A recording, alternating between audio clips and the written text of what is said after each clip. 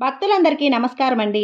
దేవి అనుగ్రహం ఛానల్‌కి స్వాగతం. అమ్మవారి ఆశీస్సులు అందరిపై ఉండాలి అని చెప్పి మనస్ఫూర్తిగా కోరుకుంటూ, ఈరోజు చైత్ర మాసపు ఆదివారం, పైగా అమావాస్య.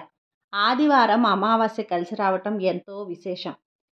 ఇంతటి పవిత్రమైనటువంటి రోజున కొన్ని కథలను విందాం. స్వామి అనుగ్రహాన్ని పొందుదాం. కాని పని చెయ్యకూడదు అనే నీతి వాక్యానికి మొదటి సాక్షి యముడు. దానివల్లనే అతడు దేవతలలో ఒక దిక్పాలకుడై ధర్మరాజు అనే ప్రశస్తమైన పేరు పొందాడు. అతని ధర్మ ప్రవర్తనకి సంబంధించిన కథ ఇది. సూర్యుని కొడుకు యముడు. అతని పేరు వినగానే అంతా భయపడతారు.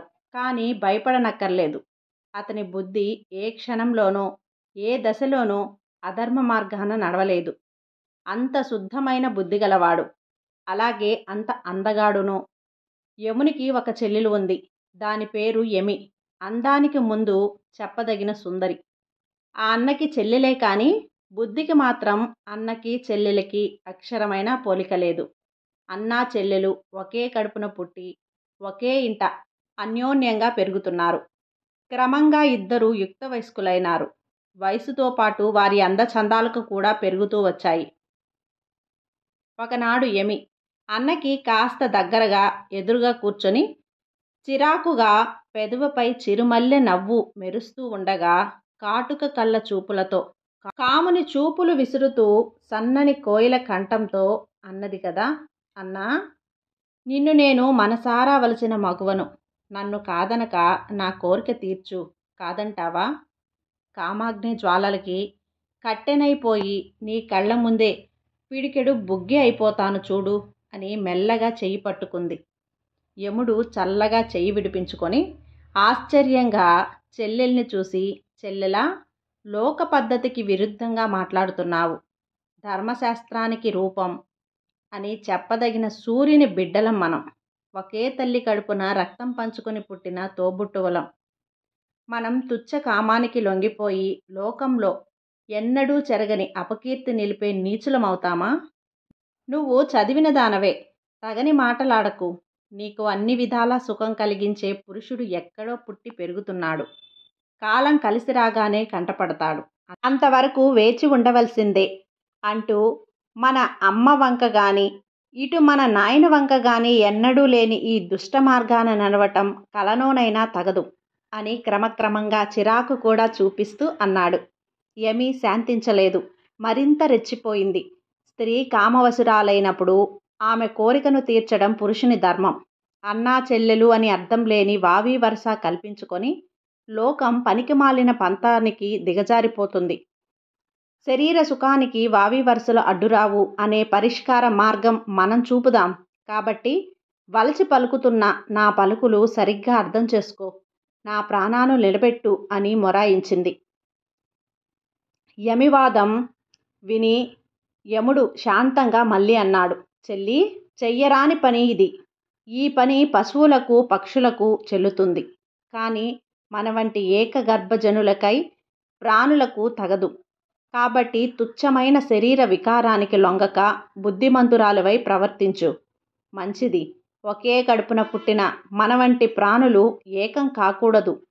ఒకే కడుపున ఉండవచ్చిన వాళ్ళం ఈ లోకంలో ఒకే శరీరంగా ఒకే పానుపుపై ఎలా కలిసి ఉండకూడదు అని యమి అడ్డు ప్రశ్న వేసింది. చెల్లెలా, అలాంటి ప్రశ్నలు చిత్తశుద్ధి గలవారు వేయకూడదు. క్షణికమైన శరీర సుఖానికి లొంగి తల్లి, పిల్ల, చెల్లెలు అనే విచక్షణ లేకుండా జ్ఞానజీవులు ప్రవర్తించకూడదని బ్రహ్మ శాసించాడు. మనం జ్ఞానము లోకంలో ఉంటాయి. మన జ్ఞానజీవులం. తెలిసి ఇలాంటి అకార్యం ఎప్పుడూ కూడా మనం చేస్తే ఇక ధర్మము, జ్ఞానము లోకంలో ఉంటాయా? మంచిని నిర్ణయించుకొని చెయ్యాలి. దానినే లోకం అనుసరిస్తుంది. మంచి చెడ్డ అనేది చూడక మృగాల్లా మన వంటి వారు నడిస్తే ఇక సృష్టి ఏమవుతుంది అని కాస్త మందలిస్తున్నట్లుగా అడిగాడు యముడు. చివరి మాటగా అన్నాడు కూడా. చెల్లెలా, నేను ధర్మాన్ని గౌరవిస్తూ చెలించని చిత్తంతో శివకేశవులను ఆరాధించే దృఢవ్రతుడను. నేను నీలాంటి పాపులని చెయ్యలేను కూడా. నువ్వు ఒక్క క్షణం ధర్మాన్ని ఆలోచించు అని యమి సిగ్గుతో తల వంచి చేతులు జోడించింది. ధర్మపాలనలో అంత దృఢవ్రతుడు కనుకనే యముడు ధర్మరాజు అని పేరు పొందాడు కాబోలు. ప్రధాన దేవతలలో ఒకడైనాడు. ఇది పాపహరమైన కథ. దీనిని చదివి మానవులు ధర్మ మార్గముయందు స్థిరచిత్తులై ఉండటానికి సాధన చెయ్యాలి.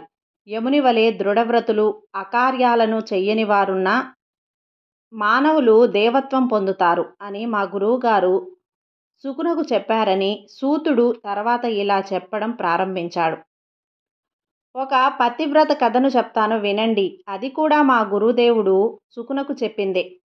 మధ్యదేశంలో నందిగ్రామం అనే గ్రామం. దానిలో నివసిస్తున్న బ్రాహ్మణుడు సద్గృహస్థుడు. వేదాలు శాస్త్రాలు వల్లించడమే కాదు, అవి చెప్పిన ధర్మాలను యథాశక్తిగా ఆచరణలో చూపుతున్న కర్మిష్టి, నిత్యాగ్నిహోత్రి. అతిథులను అభాగ్యులను ఆదరిస్తూ వారిని నరసింహస్వామిగానే భక్తితో ఆరాధిస్తుండే జ్ఞాని. పేరు కశ్యపుడు. అతని ఇల్లాలు అతనికి తగిన బుద్ధిమంతురాలు. ఇల్లాలకు మేల్బంతిగా ఈ ఇంటిని చెప్పాలి. ఆచారానికి కుదురు. పతినే దైవంగా భావిస్తూ పతి శుశ్రాష తప్పక ఏ పనిలోనూ కూడా సోమరితనం అనేది లేకుండా ప్రతి ఆజ్ఞకు కట్టుబడి ఇంటిని పాలసముద్రంగా చూసుకున్న గృహలక్ష్మి. ఆ ఇల్లాలి పేరే సావిత్రి. నంది గ్రామానికి ఆమడ దూరంలో ఒక చిన్న గ్రామం. ఆ గ్రామంలో యజ్ఞశర్మ అనే బ్రాహ్మణుడు నివసిస్తూ ఉండేవాడు. బాగా చదువుకోకపోయినా కూడా తను పురోహిత్ వృత్తికి తగిన స్మార్త ప్రక్రియ చేయించటానికి తగినంత చదువు గలవాడు. ఆ ఇంట ఈ ఇంట పొరుగు ఊళ్ళలోనూ నోములు వ్రతాలు చేయిస్తూ వాటితో వచ్చే బియ్యం పిండి తెచ్చి వారికి ఇస్తూ కాలం వెల్లదీస్తున్నాడు. చెప్పవలసి వస్తే బీదవాడనే చెప్పాలి. అతని భార్య పేరు రోహిణి. ఆమె సర్వ శుభలక్షణాలు గల బుద్ధిమంతురాలు. ఏ దశలోనూ పతికి వ్యతిరేకంగా మాట్లాడి ఎప్పుడూ కూడా అలా చెయ్యని సాధ్వి. పతిసేవ గృహజీవనానికి నావ అని త్రికరణ శుద్ధిగా నమ్మి అలాగే నడుస్తున్న ఇల్లాలు. ఆ దంపతులకు కలగక ఒక కొడుకు కలిగాడు. వానికి యజ్ఞశర్మ జాతకర్మ నామకర్మం సక్రమంగా చేసి దేవశర్మ అని పేరు పెట్టారు. పిల్లవాడు చక్కగా పెరిగి 5 ఏళ్లు కాగానే అక్షరాభ్యాసం, 7 ఏళ్లు రాగానే ఉపనయనం చేశారు. ఆకస్మికంగా యజ్ఞశర్మ కన్నుమూశాడు. కొడుకు తల్లి అనాథ జీవులయ్యారు. కొడుకు తల్లిని ఓదార్చి వారిని వీరిని దారిభత్యం యాచించి కాశీ గయా ప్రయాగ మొదలైన పుణ్యక్షేత్రాలకు వెళ్ళాడు. తండ్రికి యథావిధిగా పారాలౌకిక క్రియాకాండ నిర్వర్తించాడు. అలాగే దేశాటనం చేసి నంది గ్రామానికి వచ్చి అక్కడ ఊరి వెలుపల ఒక దేవాలయంలో ఉంటూ జపం తపం చేస్తూ ఉన్నాడు. అనుష్ఠానమయ్యాక గ్రామంలోకి వెళ్ళి ఏ ఇల్లాలిలో ఆదరించి పెట్టిన భిక్షాన్నంతో ఆకలి చిచ్చును అణుచుకుంటూ ఆలయానికి పక్కగా ఉన్న చెరువు నీటితో దప్పిక తీర్చుకుంటూ కాలక్షేపం చేస్తున్నాడు. తదేక దీక్షగా జపతపాలు సాగిస్తున్నాడు. ఒకనాడు చెరువులో స్నానం చేసి ఆలయం ఆవరణలో ఉన్న చెట్టు కింద కట్టు బుట్ట ఆరవేసి జపానికి కూర్చున్నాడు. అంతలో ఆరని ఆ బట్ట మీద రెట్టలు పడ్డాయి. ఏమిటా అని పైకి చూశాడు. కొమ్మ మీద తెల్లని కొంగ, నల్లని కాకి కోపంతో బెదరగొడుతూ చూశాడు. ఆ కోపదృష్టికి కొంగ కాకి అక్కడికక్కడే చచ్చి టపటపామని కింద పడిపోయాయి. బట్ట మీద రెట్ట వేసినందుకు చచ్చాయి, చావని అని మొదట సంతోషించాడు గాని క్షణకాలమయ్యాక అయ్యో, నోరెరగని పక్షులు నా కోపాగ్నికి ఆహుతి అయిపోయాయే అని విచారించాడు. ఒక కర్ర తెచ్చి ఆ రెండింటినీ కూడా దూరంగా పారేశాడు. చెరువులో కట్టుబట్టను శుద్ధి చేసి స్నానం చేసి ఆలయానికి వచ్చాడు. మిట్ట మధ్యాహ్నం అయింది. భిక్షాటనకి గ్రామంలోకి వెళ్ళాడు. సరాసరి కశ్యపుని ఇంటి ముందుకు వెళ్ళి భవతి భిక్షాందేహి అని కేక వేశాడు. అదే సమయంలో కశ్యపుడు ఊరి నుంచి ఇంటికి వచ్చి లోనికి వెళ్ళాడు. సావిత్రి భిక్షని తీసుకొని కేక విన్నదే కాని పతికి సేవ చేయకుండా ఏ పని చెయ్యని పతివ్రతా వ్రత్నం కనుక దేవశర్మకు ఆహారం పెట్టలేకపోయింది. పతికి స్నానం, భోజనం వగైరా అంతా సక్రమంగా జరిపి ఆయన నిద్రించాక ఒక విస్తరిలో ఆహార పదార్థాలు తెచ్చి, తీసుకో వడుగా అని ఆదరంగా అన్నది. నేను ఎప్పుడో వచ్చి అన్నం అడిగాను. ఇంతసేపు నీ వాకిట నిలబెట్టి ఇప్పుడు తెస్తావా అన్నం అని దేవశర్మ కోపంతో మండిపడుతూ ఆ ఇల్లాల్ని కాల్చేస్తాను చూడు అన్నట్లు చురచురా చూడసాగాడు. తాను గొప్ప తపశ్శక్తి కలవాడని గర్వం. అమాయకురాలు సావిత్రి పరమ పవిత్ర పతివ్రత. వాని చూపులకు జంకకుండా నేను కొంగనో కాకినే కానయ్యా, నీ కరచూపులకు కాలి చావటానికి. తీసుకో భిక్ష తీసుకో అని చిన్న నవ్వు నవ్వి హేళనగా అన్నది. ఈ మాటకి దేవశర్మ గతుక్కుమన్నాడు. ఎక్కడో ఊరి వెలుపల చెట్టు కింద జరిగిన విషయం ఇంటనున్న ఈమెకి ఎలా తెలిసింది? ఈ పరోక్ష విషయజ్ఞానం ఈ ఆడదానికి ఎలా వచ్చింది? ఈ ప్రశ్నతో వాని ఆకలి అణిగిపోయి ఆశ్చర్యం తలమునకలయింది. కిమ్మనకుండా ఆహార పదార్థాలు తీసుకున్నాడు. తల వంచుకొని తిన్నగా తన విడిదికి వచ్చాడు. ఆకులో ఆహార పదార్థాలు గుమ్మరించి అన్నీ కలిపి ఒకేమారు ఆరగించాడు. సరైన చైతన్యం లేదు. అలాగే చెయ్యి నోరు కడుక్కున్నాడు. ఎండ చల్లబడిన తర్వాత మళ్ళీ కశ్యపుని ఇంటికి వచ్చాడు. అప్పటికి కశ్యపుడు నిద్రలేచి పొలం పని మీద వెళ్ళిపోయాడు. సావిత్రి ప్రాచీన పురాణ కథ ఏదో చదువుకుంటూ తీరుబాటుగా కూర్చుంది. అమ్మా అనే కేక వినగానే తాటాకు పొత్తం వదిలంగా కింద పెట్టి మెల్లమెల్లగా కలహంసలాగా అడుగులు వేస్తూ వీధి వరుసలోకి వచ్చింది. ఎదుట చేతులు జోడించి నిల్చున్న బ్రహ్మచారి దేవశర్మ.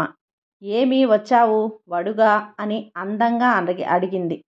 అమ్మా, ఎక్కడో జరిగిన దానిని ఇంట నుండి నీవు ఎలా చెప్పగలిగావు? ఆ శక్తి నీకు ఎలా వచ్చింది తల్లి అని అడగగానే బెదురుగా ఆ బ్రహ్మచారి, అదా చెప్పనా? పతిని ఆరాధ్య దైవంగా భావించి సేవించడం భార్య ధర్మం. నేను ఆ ధర్మాన్ని ఏమరక నెరవేర్చుతూ ఉంటాను. దానివల్ల నాకు పరోక్ష విషయ జ్ఞానం కలిగింది. స్వధర్మం ఎంత కర్మశమైనా దానిని శ్రద్ధతో ఆచరించే వారికి అన్ని శక్తులు అలవడతాయి. దానిలో ఆశ్చర్యం ఏముంది? ఇక నీ విషయం.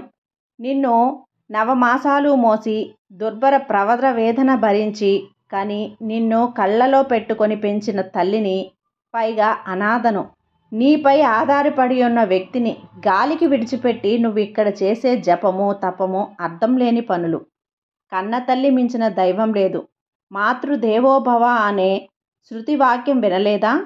విని ఏం లాభంలే. ఆ మాతృదేవతను సేవిస్తూ ఉంటే అన్నీ నీకు వశమవుతాయి. ఏమాత్రం తెలియక స్వధర్మ త్యాగివై ఏదో తపస్సు చేస్తున్నావు. తపస్సు. నీ తపస్సు వల్ల వచ్చేదేమిటి? కొంగని కాకిని చంపడం, అంతే కదా. వెళ్ళు, బుద్ధి కలవాడై ఇంటికి వెళ్ళు. తల్లిని శ్రద్ధాభక్తులతో సేవించు. అదే గొప్ప మనసనుకో. ముందుగా నీ కోపానికి బలైపోయిన పక్షులకు దహన శుద్ధి చెయ్యి. స్నానం చేసి తిన్నగా ఇంటికి వెళ్ళు. తల్లిని పోషిస్తూ ఉండు. నీకు యజ్ఞశర్మ అనేవాడి కూతురు భార్య అవుతుంది. పొయ్యి అడుగు. తర్వాత మీకు ఒక కొడుకు కలుగుతాడు. వాడు మీ వంశకర్త అవుతాడు. ఆ పైన నీ తల్లి భార్య మరణిస్తారు. ఇంకేముంది? నువ్వు యథావిధిగా సన్యాసం స్వీకరించు. నరసింహస్వామి మనసారా ఆరాధిస్తూ కాలక్షేపం చెయ్యి. జన్మాంతమందు విష్ణు సాయుధ్యం పొందుతావు అని చెప్పింది సావిత్రి. అన్నీ విన్నాడు. క్షమించు తల్లి, బుద్ధి వచ్చింది. పొయ్యి వస్తాను అని దేవశర్మ వెనుతిరిగి వచ్చి పక్షులకు దహనాధికం చేసి తిన్నగా స్వగ్రామం వచ్చాడు. సావిత్రి చెప్పినట్టే మాతృసేవ చేస్తూ గృహస్థుడై పుత్రుడు కలిగాక భార్య తల్లి మరణించగా సన్యాసి అయ్యాడు. ఆ నరసింహస్వామిని నమ్మి ఆరాధిస్తూ జన్మాంతమందు విష్ణు సాయుధ్యం పొందాడు. విన్నారా? స్వధర్మాస్థానం ఎంత గొప్పదో. అలాగే జ్ఞానం అనేది అది లేకపోతే మనిషి కాడు. ఆహారం, నిద్ర, భయం వగైరా మనుషులకు పశువులకు సమానమే. జ్ఞానం అనేది ఒక్కటే మనుషులకు అధికం. అది లేని నాడు మనుష్యుడు కొమ్ములు తోక లేని పశువన్నమాట. సర్వశ్రేయస్సు కల పొందేది జ్ఞానం. తెలిసిందా అని వ్యాసుడు చెప్పినట్లుగా సూతుడు భరద్వాజులకు చెప్పాడు. చాలా గొప్ప కథ చెప్పావు. ఇంకా ఏమైనా విశేషాలు శుకుడు మీ గురువు గారిని అడగటం, ఆయన చెప్పటం అని భరద్వాజుడనగా సూతుడు చిరునవ్వు నవ్వి, అడుగుతావని తెలుసు. సామాన్యుడివా భరద్వాజ? బుద్ధి, ప్రజ్ఞ, ప్రతిభ ఈ మూడు నీ మూర్తిగా ఉన్నాయి. విను. మా శుకుడు చక్కని ప్రశ్న వేశాడు. ఏమిటో తెలుసా నాయనా? సంసారం ఒక బలిష్టమైన చెట్టు. దానిని ఆశ్రయించిన మానవుడు సుఖదుఖాది ద్వంద్వాదులనే త్రాళ్ళకి కట్టుబడి ధనం, భార్య, పుత్రులు అనేవి చాలక కామ క్రోధాది శత్రువులు పట్టుకొని పీడిస్తూ ఉంటే లేనిపోని ఆశల వలయానికి చుట్టూ తిరుగుతూ ఊపిరాడక కొట్టుకుంటూ ఉంటాడు. ఈ సంసారికి ఈ బంధాల నుంచి మోక్షం ఏ విధంగా కలుగుతుంది? అదేమిటో చెప్పు అని అడిగాడు. అప్పుడు మా ఆచార్యుడు, మంచి ప్రశ్న వేశావు, చెప్తాను విను అని ఆనాడు చెప్పిందే విన్నాడయ్యా అని సూతుడు చెప్పడం ఆరంభించాడు. కుమారా, ఒకనాడు నారదుడు విన్నాడట, ఎవరో చెప్పకుండా ఉంటే. ఏమని? ధర్మం, జ్ఞానం లేక ఇష్టం వచ్చినట్లు చేసిన పనుల వల్ల రకరకాల పాపాలు పట్టుకొని జీవుల్ని నరకానికి ఈడ్చుకొని పోతాయని. అక్కడ ధర్మదేవత విధించిన కఠోర శిక్షలు అనుభవిస్తూ దుర్భరమైన బాధలు అనుభవిస్తూ ఉంటారని. ఈ మాటలు విని నారదుడు జాలిపడి గబగబా శివుని వద్దకు వెళ్ళి మొరపెట్టాడట. ఈశ్వరా, జీవులు షడుర్ములకు లొంగి కామ భోగాలకు చిక్కి శుభాలకు తలవంచి సుఖదుఖాది ద్వంద్వాలకు బందీ అయ్యి అలా అఘోరిస్తూ మళ్ళీ పుడుతూ ఇదే విషచక్రమైన సంసారంలో పడి గిర్రున తిరుగుతూ గింజుకుంటూ రుంజుకుంటూ ఏడుస్తూ ఉండటమేనా? వీళ్ళకి బంధ విముక్తి అనేది ఉందా లేదా? ఉంటే అది ఎలా కలుగుతుంది?